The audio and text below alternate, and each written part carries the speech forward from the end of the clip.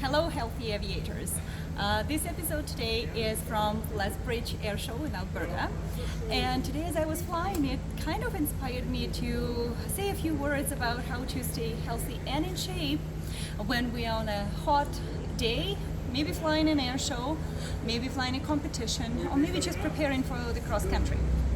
So on a hot day, definitely make sure you're staying hydrated, have good sleep before, and be in good shape.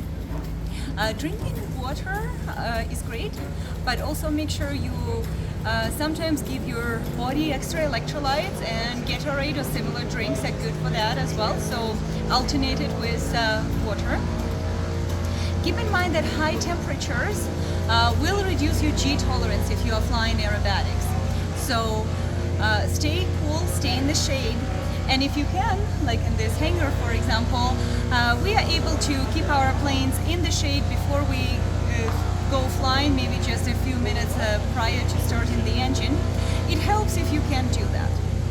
We cannot always choose what time of the day we are flying. If you're on a cross country, wake up early, do your trip early before it's too hot.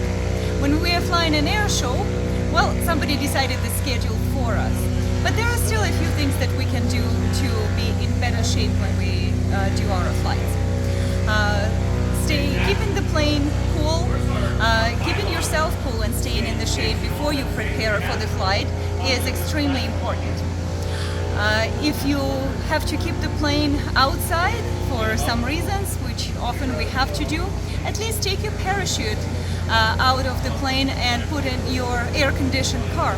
And stay with the parachute in an air-conditioned car itself if you don't have a hangar available. When you fly in high altitudes and high temperatures, so we end up with a high density altitude, and it's always a challenge. It's a challenge for the plane to develop the power we need from them.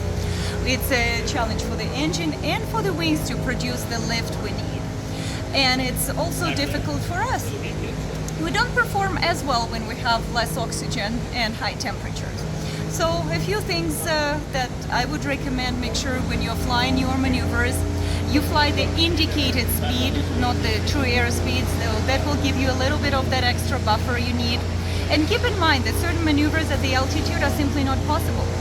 I was taken off today with 6,000 feet density altitude here in Lethbridge, and last weekend I was flying in Truckee, California, and the takeoff was at 9,000 feet density altitude.